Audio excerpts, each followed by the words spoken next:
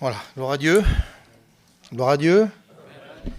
Merci à Dieu d'être là. C'est toujours une joie de pouvoir dire ce que Dieu est capable de faire. Parce que notre Dieu n'a pas changé, il est toujours le même, hein, hier, aujourd'hui et pour l'éternité. Et on a tellement besoin de sa grâce et tellement besoin de compter sur lui. On n'est pas grand-chose, hein, sans lui on n'est pas grand-chose. C'est lui qui crée en nous le désir de pouvoir parler de sa part, de pouvoir travailler pour lui, de pouvoir faire ce que lui il veut. C'est pas toujours facile, mais on veut compter sur sa grâce. Gloire à Dieu. D'accord. Je dirai Amen demain matin de bonne heure. Bon, je ne serai pas là, ça sera intéressant. Amen, ça veut dire que vous êtes à peu près d'accord. Pas surtout des fois, mais à peu près d'accord. Donc si vous dites Amen, de temps en temps, pas tout le temps, parce qu'après, s'il y en aurait trop, on serait débordé des fois. On ne sait jamais. Donc si vous êtes d'accord avec la parole de Dieu, vous avez le droit de le dire. Est-ce que vous êtes content d'être là ce soir? Est-ce que vous avez demandé à Dieu que Dieu puisse vous parler ce soir? Vous savez, je pense pas qu'on est différents les uns des autres, mais moi je vais dire comme ça, je viens pas à la réunion par habitude. Je viens à la réunion parce que j'ai besoin d'être avec Jésus. J'ai besoin d'écouter sa voix, j'ai besoin qu'il parle à mon cœur. Et puis souvent, j'ai des besoins personnels. J'attends une réponse de Dieu par rapport à des prières. Et puis quand je viens à la réunion, je remets tout entre ses mains. Et puis je dis, Seigneur, ce soir, parle-moi. J'ai besoin de t'écouter. Alors je ne sais pas si pour vous c'est pareil, mais si vous venez à la réunion par habitude ou pour écouter, je ne sais pas s'il l'avait annoncé, si c'était pour m'écouter à moi, vous avez loupé le coche. On vient à la réunion parce qu'on a un désir, de prier, de remercier Dieu. Vous imaginez que Dieu, pour nous, est notre sauveur, notre libérateur. C'est lui qui l'a tout accompli à la croix. Et on a un désir aujourd'hui, ce soir, de le remercier. Comme tous les jours, on doit le remercier. Gloire à Dieu. Voilà. Donc j'aimerais que ce soir, si on veut, ensemble, si on peut, de faire un examen de notre vie pour savoir où nous en sommes avec notre engagement avec Dieu. Est-ce que Dieu est toujours notre priorité? Il y en a au moins deux, c'est déjà pas mal. C'est déjà bien. Hein? C'est bien. On verra à la fin. Voilà, j'aimerais qu'on puisse faire un examen de notre vie. Allez, on va lire un passage dans la parole de Dieu. Alors ça se trouve dans Jean 15, verset 16. Pour celui qui a la Bible, qui veut le lire, autrement je fais la lecture pour vous. « Ce n'est pas vous qui m'avez choisi, mais moi. Je vous ai choisi et je vous ai établi afin que vous portiez du fruit et que votre fruit demeure. » Gloire à Dieu. Seigneur. Je disais que chez moi c'était dur, mais là c'est pas dur, c'est très dur. Mais enfin c'est pas grave. Allez. Alors, souvent on voudrait que Dieu nous parle. Hein, je vous le dis, souvent on voudrait que Dieu nous parle. Mais de quelle manière on voudrait que Dieu s'adresse à nous? Vous savez, il y a quelques années en arrière, Dieu se servait souvent de ce qu'il avait sous la main, il se servait aussi des anges. Puis une fois, il va parler à Abraham et à sa femme par rapport à une promesse. Ils attendaient depuis quelques temps, depuis quelques années. Et je vais dire comme ça, leur corps ne permettait plus cette promesse. Mais Dieu ne se trompe pas.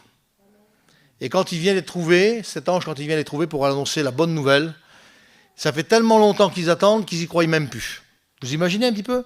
Ils savent que Dieu est capable de le faire, mais ça fait tellement longtemps qu'ils n'y croient même plus.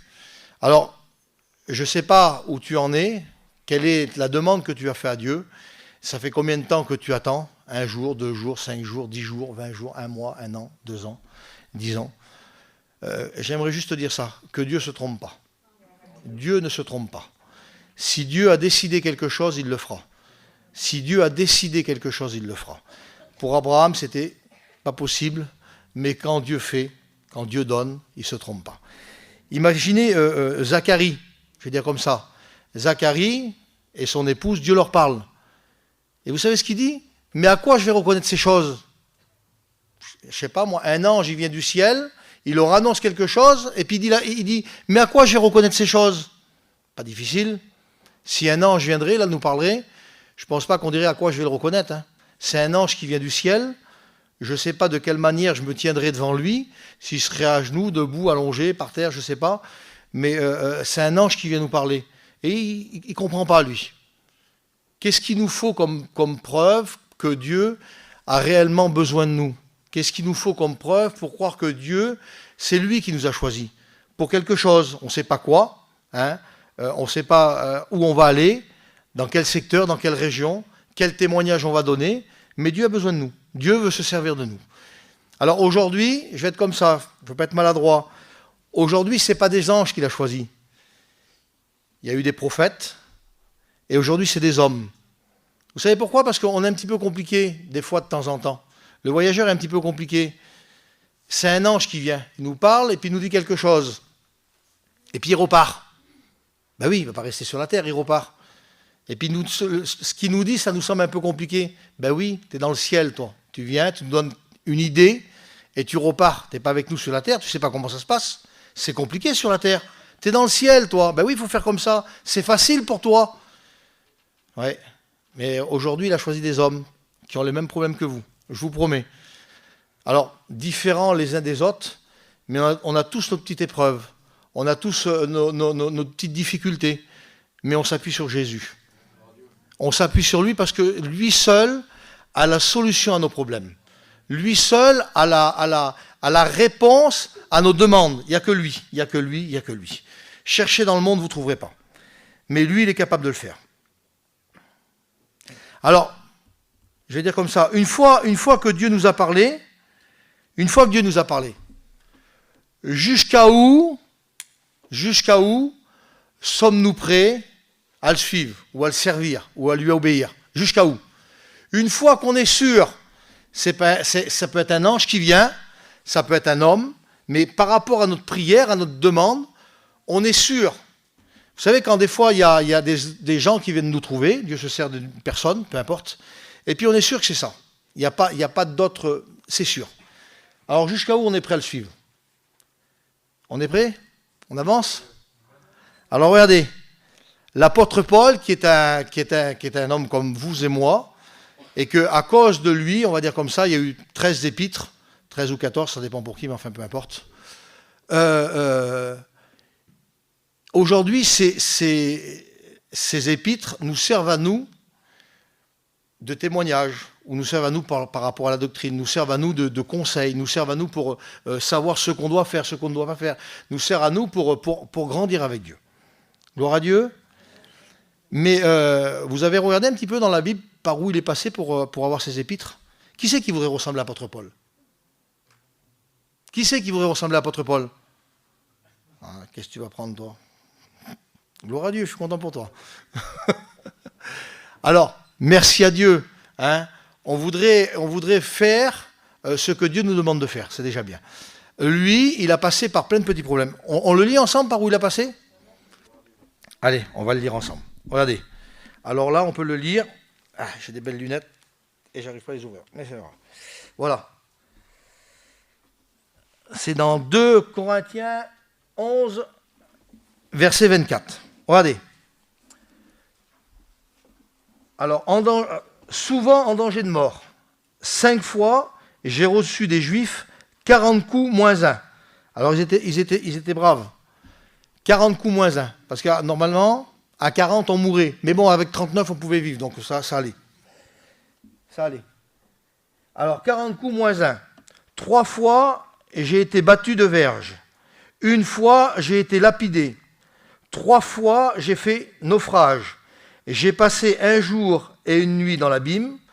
Fréquemment, en voyage, j'ai été en péril sur les fleuves, en péril de la part des brigands, en péril de la part de ceux de ma nation, en péril de la part des païens, en péril dans les villes, en péril dans le désert, en péril sur la mer, en péril parmi les faux frères. Ça arrive, il y en a aussi de temps en temps de ça. J'ai été dans le travail et dans la peine, exposé à de nombreuses veilles, à la faim, à la soif, à des jeûnes multiples, au froid, à la nudité, et sans parler d'autre chose. Je suis assiégé chaque jour par le souci que me donnent toutes les églises. Gloire à Dieu. T'as de la chance, tu vas être vénard, toi. Je crois, je ne veux pas être maladroit, mais je crois que déjà, au premier coup de fouet ou au premier coup de bâton, on dirait, écoute voir, on verra demain, reviens demain, ça ira peut-être mieux. Hein. on peut très vite se dégonfler. Alors, je vous dis pas qui. Allez, je balance, vous allez voir, tout le long, je balance. Il ne faut pas être mon copain avec moi. J'ai un ami que je connais bien. Il dit, si tu serais, quel homme qu'il faut être pour se dégonfler? Je me dégonfle en 2 minutes. Ça, vous lui demandez quelque chose, en 2 minutes, si vous ne le prenez pas tout de suite, c'est fini. Alors, je pense que, je ne veux pas être maladroit, mais Dieu, à lui, l'a choisi pour avoir ses épîtres. Vous voyez par où il a passé, c'est quand même assez difficile. Mais Dieu connaît toutes choses. Alors, je ne dis pas qu'il faut passer par là pour être un bon chrétien, c'est pas ça. Mais à ce moment-là, pour lui, voilà, il a passé par ça pour avoir ses épîtres. Et puis, j'ai un copain que je connaissais bien, je dis bien à l'époque. Je le cite de temps en temps parce que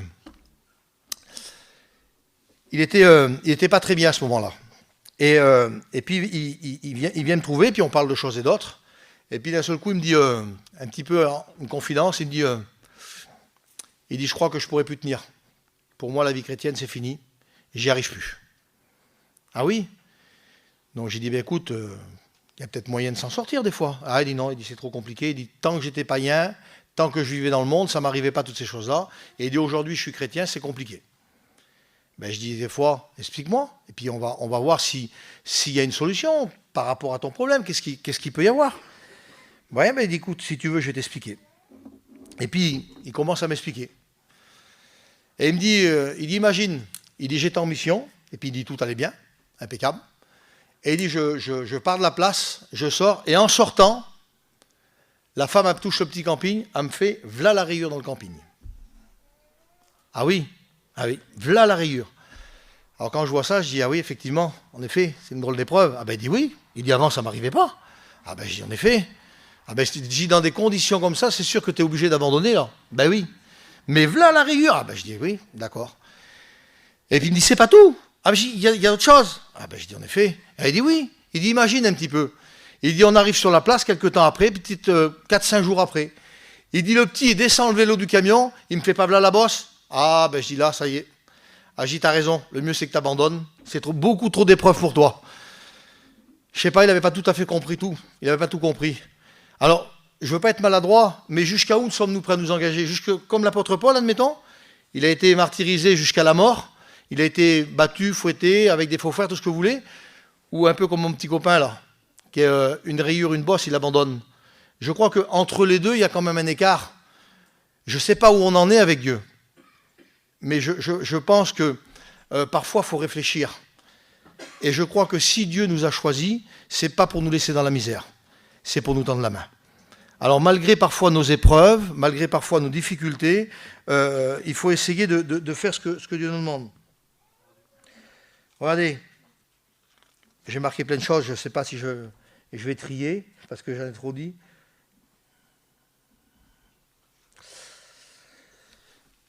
Oui, comme je vous dis, donc malheureusement, aujourd'hui, il y a trop de personnes comme ça, qui auraient tendance à baisser les bras par rapport à la première épreuve ou par rapport à la première difficulté. Frères et sœurs, amis, on est des chrétiens avant tout, et je crois que notre désir, c'est de plaire à Dieu. Et puis, s'il y a quelques petites épreuves, ça peut arriver, vous comme moi, vous avez bien compris, mais si on lui fait confiance, je vous le dis encore une fois de plus, Dieu ne se trompe pas, et Dieu nous en sortira. Alors, regardez, c'est vrai que beaucoup de personnes, ils veulent une vie sans effort, sans contrainte, hein, une vie sans effort, sans contrainte, et une vie sans engagement. Et une vie de religion, on va dire. Je ne veux pas être maladroit, une vie de religion.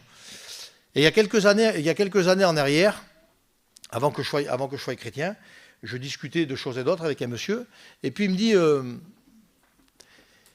dit, on parle de choses et d'autres, et puis ça vient par rapport à l'évangile, je ne me rappelle plus de quelle manière. Et il me dit, moi je suis catholique non pratiquant.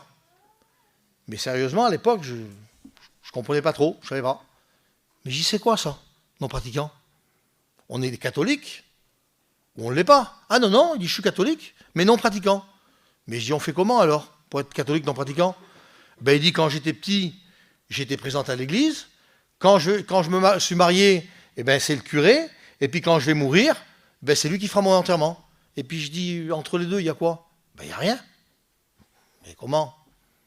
Mais je dis, comment? Eh bien, selon ce que je fais, si c'est grave, eh bien, à la limite, je vais me confesser, puis à l'enterrement, ben, c'est le curé qui fera. Et c'est lui qui vous envoie soit... Ah, c'est bien ça. C'est quand même assez étrange. Ouais. Catholique non pratiquant. C'est un petit peu bizarre, non? Vous trouvez pas? Oui, non? Ouais. D'accord. Vous me le direz tout à l'heure. C'est bien tout à l'heure. Tout à l'heure, à la sortie, vous me le direz. Et puis, en avançant après quelques années après, je vous dis, je balance encore un copain. Je suis brave, hein. Je ne dis pas de nom, donc il n'y a pas de problème. J'ai un copain qui est musulman.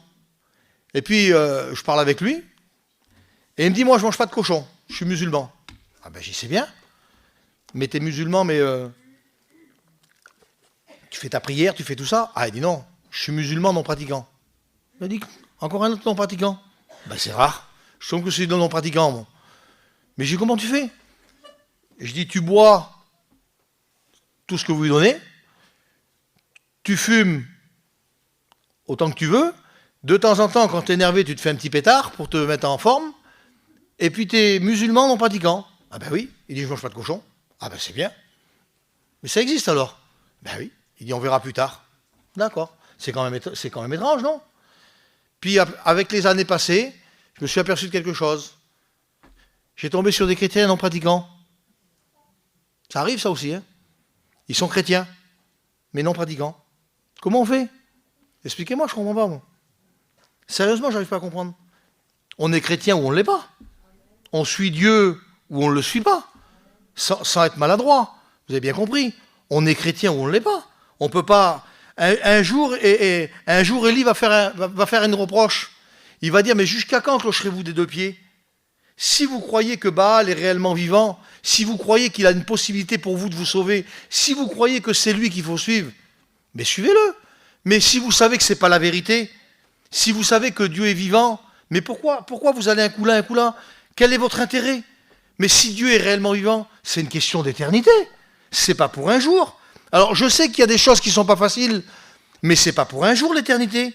C'est c'est toute la vie, quoi. C'est plus que la vie, c'est tout le temps, tout le temps, tout le temps, tout le temps. Mais Seigneur, je veux pas changer Dieu qui est capable de me donner l'éternité pour je ne sais quelle raison. On va en Inde, c'est bien en Inde. Il y a 33 millions de dieux, on choisit un dieu. Une feuille, un arbre, un moustique, une autruche, je sais pas, un kangourou, une chèvre, une vache. C'est tous des dieux. C'est intéressant, hein. Ils vont nous amener où? Ça nous amènera nulle part. 33 millions de dieux, on va aller où? Dieu est réellement vivant. Vous le croyez, les chrétiens? Un petit peu plus que ça. Dieu est réellement vivant. Vous le croyez, les chrétiens? Gloire à Dieu. On n'est pas des chrétiens non pratiquants. Notre désir à nous, comme à vous, c'est de servir Dieu. Oui ou non? Notre désir, c'est de faire sa volonté. Alors, je sais que c'est pas facile, mais notre désir, c'est de faire sa volonté. J'ai marqué quelque chose là, mais je ne vais pas être très long.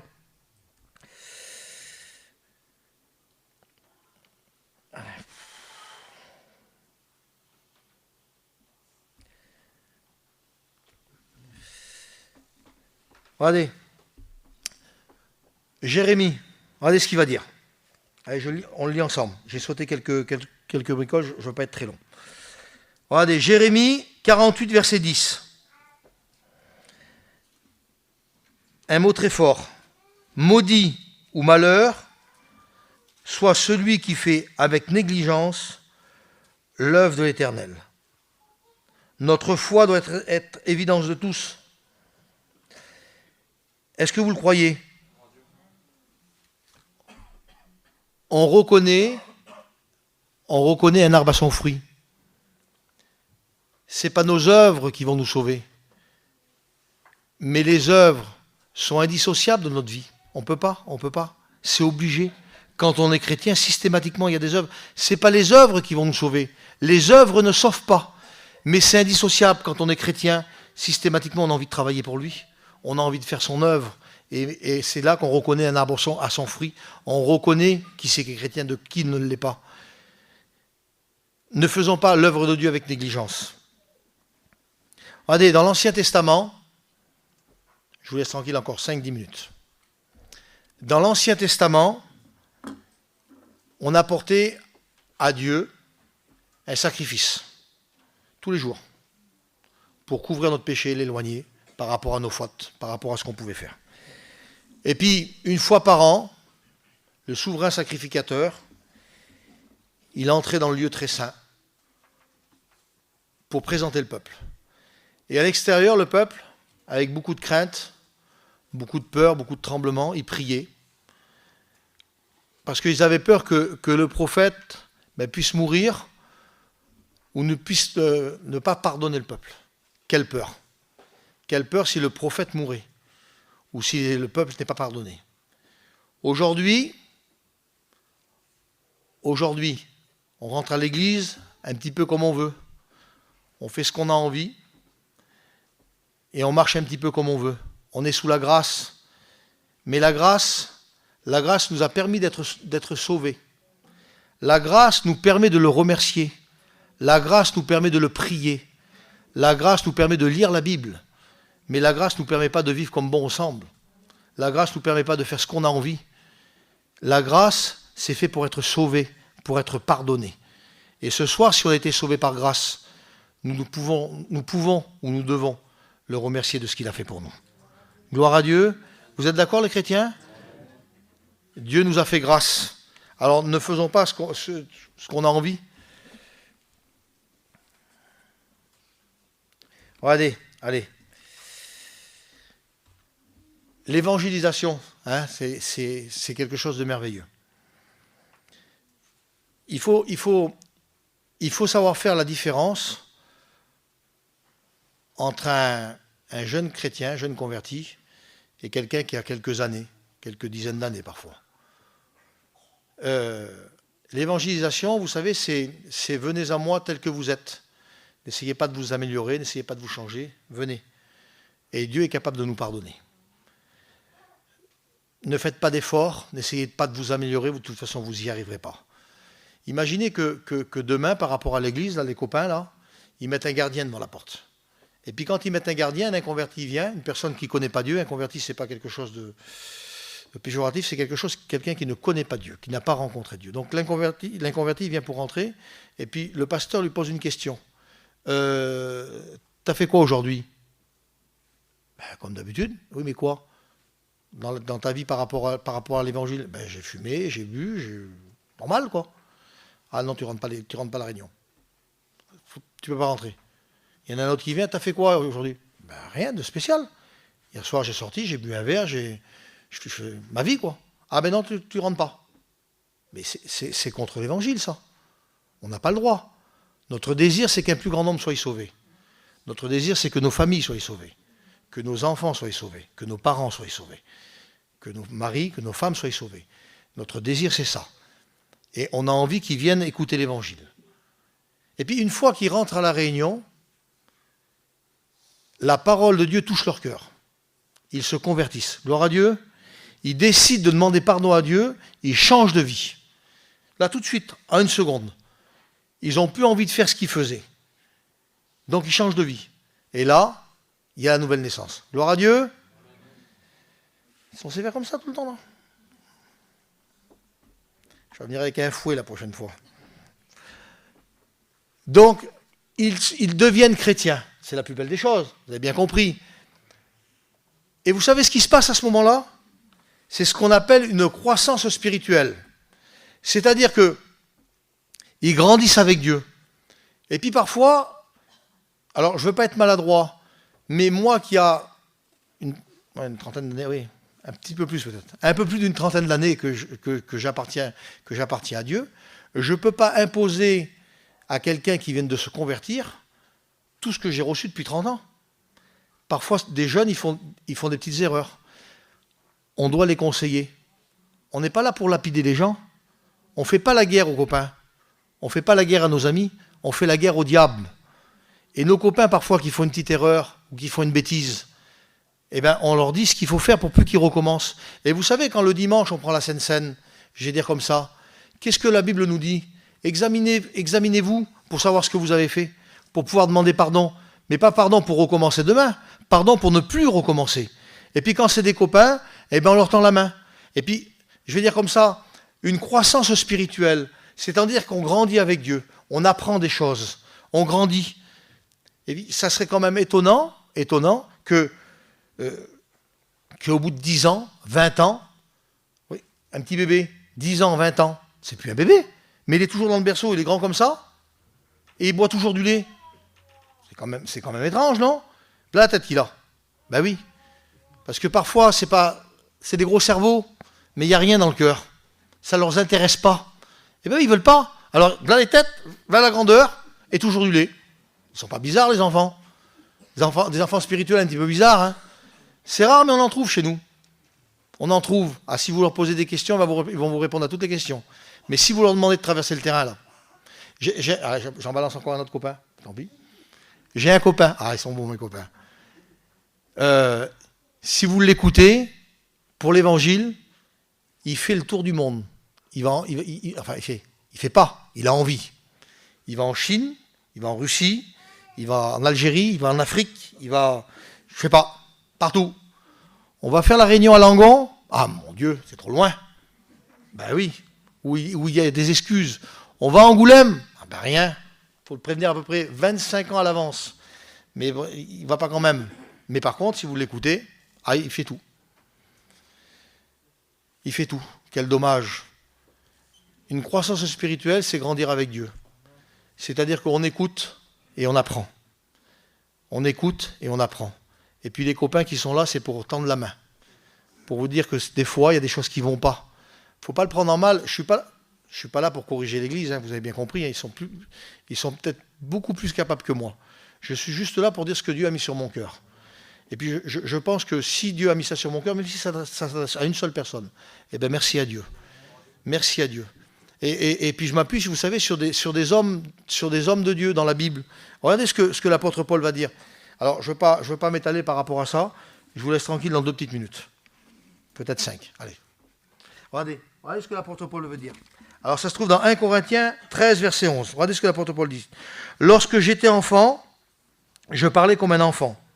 Je raisonnais comme un enfant. Et lorsque je suis devenu homme, j'ai fait disparaître ce qui était de l'enfant. Gloire à Dieu. Gloire à Dieu. Donc quand on grandit avec Dieu, eh ben, on a le droit de travailler pour son œuvre. On a le droit de faire certaines choses. Parce que l'Évangile nous le permet.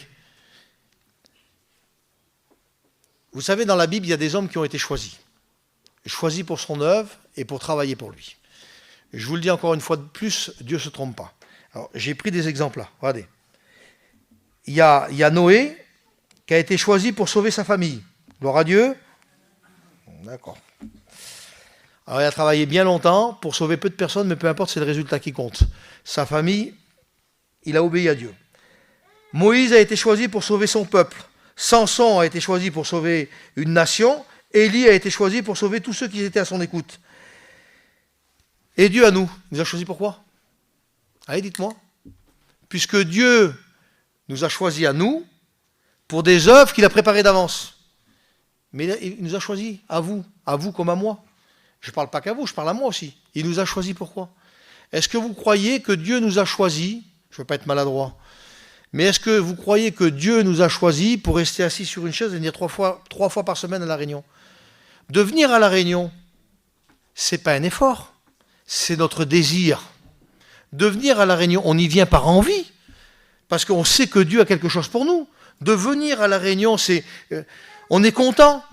On va à la réunion, venons à la réunion pour chanter, pour prier, pour témoigner, on a envie de faire quelque chose. Ce n'est pas des efforts.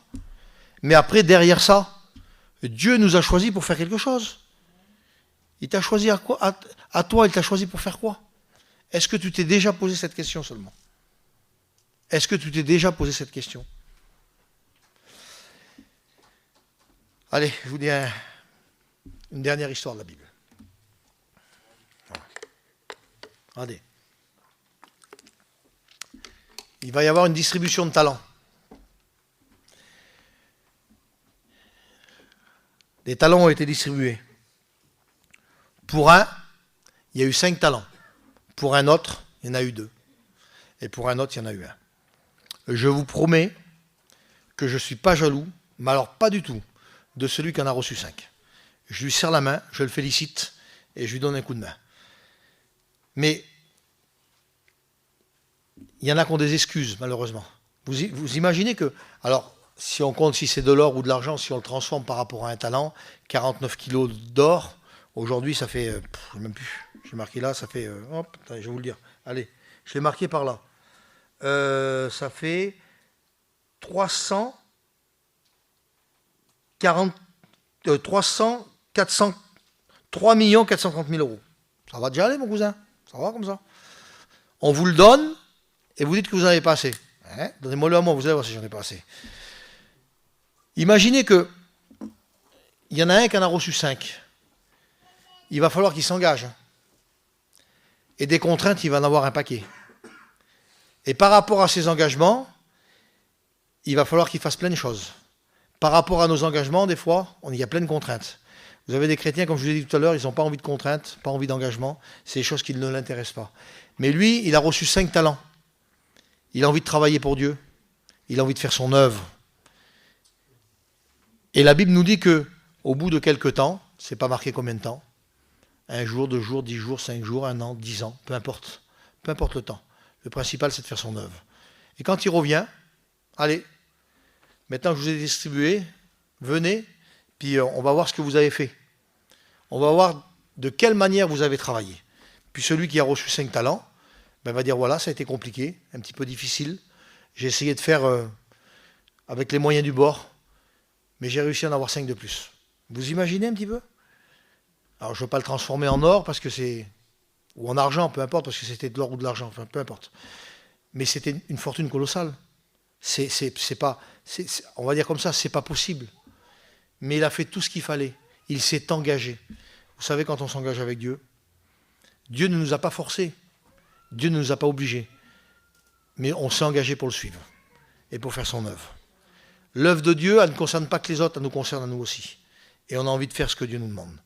Et lui, il a travaillé. Et il va lui dire, allez, viens, fidèle serviteur. Vous imaginez 5 talents. Allez, fidèle serviteur. Et puis il y en a un autre qui en a reçu 2. C'est moins, hein, c'est un peu moins. Mais pareil, il a fallu qu'il s'engage dans plein de choses. Il a fallu qu'il délaisse plein de choses. Parce que son désir, c'était de travailler pour Dieu. De faire ce que Dieu lui demandait. Puis à la fin, il va dire, ben regarde, tu m'en as donné 2. J'ai réussi avec beaucoup de difficultés, beaucoup de peine. Mais j'ai réussi, j'en ai 2 autres de plus. Ben bien, fidèle serviteur. Pas plus pour celui qui en a ramené 5 que celui qui en a ramené 2. Et puis il y en a un qui en a ramené 1. Ouh là là, moi j'avais peur. Quel trash d'avoir peur dans mon petit corps. Je savais, j'ai écouté dire plein de choses et j'ai eu peur. Alors je les ai cachées. C'est pas ce que je t'ai demandé. T'as fait quoi? Ben j'ai dormi, c'est déjà pas mal. T'as fait quoi? T'as été? J'ai pas eu le temps, j'ai pas pu. Je peux pas, j'ai rien à faire. Oui, on n'a pas toujours le temps. On n'a pas toujours le temps. Et puis malheureusement, t'as rien fait. Ben t'es un feignant. T'as rien fait. Jetez-le dehors. On n'en veut pas. Pourquoi? Malheureusement, il n'a pas fait ce qu'il fallait faire. Quel regret de suivre Dieu pendant quelques années, quelques temps, et puis que Dieu pourrait nous dire ça. Ça vous fait rien. Vous n'avez pas de peur, pas de crainte, mais je meurs de peur. Je sais pas vous, mais moi je meurs de peur, j'ai pas envie. Je préférerais que Dieu me dise, bon et fidèle serviteur, viens, peu importe ce que tu as fait. Peu importe parfois si tu as faibli, peu importe si parfois tu as trébuché, peu importe si parfois tu as pu tomber. Tu m'as toujours tenu la main.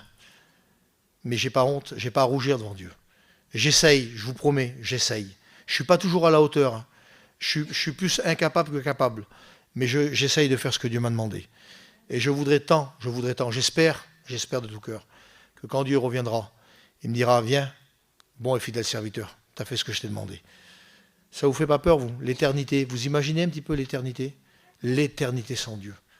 Alors, malheureusement, il y en a un qui n'a pas fait ce qu'il fallait faire. Et il n'a pas été avec Dieu. Ne soyons pas reconnus comme des feignants.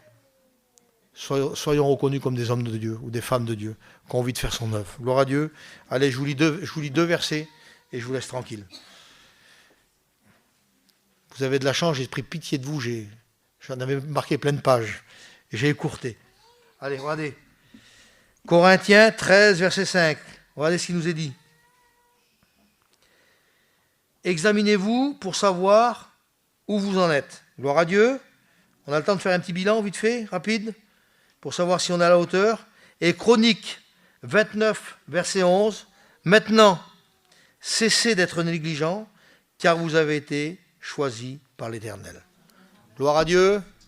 Gloire à Dieu. Est-ce que vous êtes pratiquement tous des chrétiens là? Levez la main s'il vous plaît. Je ne vous appelle pas sur l'estrade, hein. Je vous dis juste si vous êtes des chrétiens. Est-ce que vous croyez que vous avez été choisis par Dieu? Est-ce que vous le croyez? Est-ce que votre désir c'est de faire la volonté de Dieu? Est-ce que votre désir c'est de faire sa volonté? Gloire à Dieu. Eh bien merci à Dieu. Et puis si malheureusement notre vie parfois n'est pas à la hauteur, on a le droit de lui demander pardon. Vous le savez ça? Est-ce que vous le savez? On a le droit de lui demander pardon et puis Dieu nous tend la main. Ça peut arriver, hein. Je suis comme vous, je suis qu'un homme et j'ai pas toujours été à la hauteur. Et puis quand je me suis rendu compte de mon état, vous savez ce que j'ai fait? Je m'en suis voulu qu'à moi-même. J'ai dit Seigneur, je suis pas à la hauteur. Je suis qu'un incapable. De toute façon, vous avez très bien compris que si c'est pas Dieu qui nous donne un coup de main, c'est pas possible. Et puis quand on se rend compte de ce qu'on est, eh ben Dieu nous tend la main. Et puis on repart, on est neuf. Tout neuf, on est. Tout neuf. Vous voulez être tout neuf ce soir? Vous voulez être tout neuf? Ben, faites confiance en Dieu. Appelez Jésus. Et Jésus va restaurer notre... Dieu est capable de restaurer notre cœur. Dieu est capable de restaurer en nous, ce qui est mort. Ça arrive. On a fait des promesses. On a pris des engagements. On a dit Seigneur, vous savez, quand on a pris le baptême, on a dit je te suivrai dans les bons comme dans les mauvais jours. Les bons jours, c'était hier. Et puis aujourd'hui, malheureusement, c'est les mauvais. Et puis parce que c'est les mauvais jours, on a baissé les bras. On n'a plus la force. Oui, mais la force, elle ne dépend pas de nous. Elle dépend de lui. Il n'a jamais dit que ça serait facile. Il a dit de s'appuyer sur lui. Il y a une différence. On croit que parce qu'on est chrétien, il ne nous arrivera rien. C'est une erreur. C'est pas ça que la Bible dit. La Bible dit de s'appuyer sur lui, de lui faire confiance en lui. Et si on s'appuie sur lui et qu'on lui fait confiance, eh ben Dieu va nous donner un coup de main. Gloire à Dieu. Allez, on prie le Seigneur ensemble. On prie le Seigneur ensemble, donc c'est une réunion de prière. Hein, j'ai pas été très long, enfin j'ai essayé. J'ai raccourci un peu. J'espère que pour certains, merci à Dieu s'il y en a qui ont compris ce que Dieu veut de nous. S'il y en a qui ont compris qu'il ne faut pas rester à la même place, qu'il faut travailler pour son œuvre. Son œuvre nous concerne. On n'a pas à se laver les mains. On n'est pas comme Pilate, on ne se lave pas les mains des copains. Je ne me lave pas les mains, moi, de quelqu'un qui est perdu. Je ne me lave pas les mains. Mon désir, c'est qu'il soit sauvé. Peu importe que ce soit qu'il vienne 1000 km, 300 km, de 200 mètres. J'ai envie qu'il appartienne à Dieu. Je veux qu'il soit avec moi pour l'éternité. J'ai pas envie que le diable est méchant. Il va nous tendre des pièges. Il va tout faire pour qu'on puisse éviter l'éternité. Mais nous, on est des chrétiens et notre désir, c'est que nos copains soient sauvés, que nos familles soient sauvées, que nos enfants soient sauvés. Vous le voulez, les chrétiens? On prie le Seigneur ensemble pour que Dieu nous donne des âmes à salut, que Dieu nous confie quelque chose. Merci à Dieu pour la grâce. Merci pour ton amour et ta fidélité envers nous, Seigneur. Seigneur, je ne mérite rien, mais c'est par ta grâce. C'est par ta grâce, Seigneur, si je suis là. Seigneur, étends tes mains. Tu connais, Seigneur, ton peuple. Tu connais, Seigneur, nos amis qui sont là. Tu sais ce qu'ils ont besoin. Tu connais leurs difficultés. Tu connais aussi leurs problèmes. Tu connais leur vie. Seigneur, tu es la solution. La solution, c'est toi, Seigneur. Seigneur, donne-leur à réaliser l'importance de t'appartenir, de ce que tu es capable de faire, capable de donner. Seigneur, tu ouvres les portes, tu ouvres les écluses du ciel pour que la bénédiction vienne. Seigneur, merci. Merci pour tes promesses. Merci pour ce que tu vas faire. Je crois en tes promesses et je crois d'avance à ce que tu vas faire pour nos vies, pour ma vie, Seigneur. Agis puissamment. Révèle-toi en moi, Seigneur. Révèle-toi en moi. Seigneur, que ma vie puisse te plaire. Seigneur, que ma vie puisse te plaire. Seigneur, donne-moi à être utile entre tes mains. Donne-moi à faire ta volonté. Que ma vie soit conduite, dirigée par toi. Seigneur, je ne mérite rien, mais je veux te faire confiance. Donne-moi à travailler pour ton œuvre. Donne-moi à être dans ton champ, Seigneur. Donne-moi à être dans ton champ. Seigneur, j'ai besoin de ta grâce. J'ai besoin que tu prennes ma main, Seigneur, et que je sois conduit, dirigé par toi. Merci pour tout ce qui est dit dans cette soirée. Donne à réaliser l'importance de ta parole. Seigneur, que cette parole puisse percuter les cœurs, se rendre compte parfois de notre état, de notre situation, de notre besoin, de ce qu'on a besoin en toi, Seigneur. tout se trouve en toi.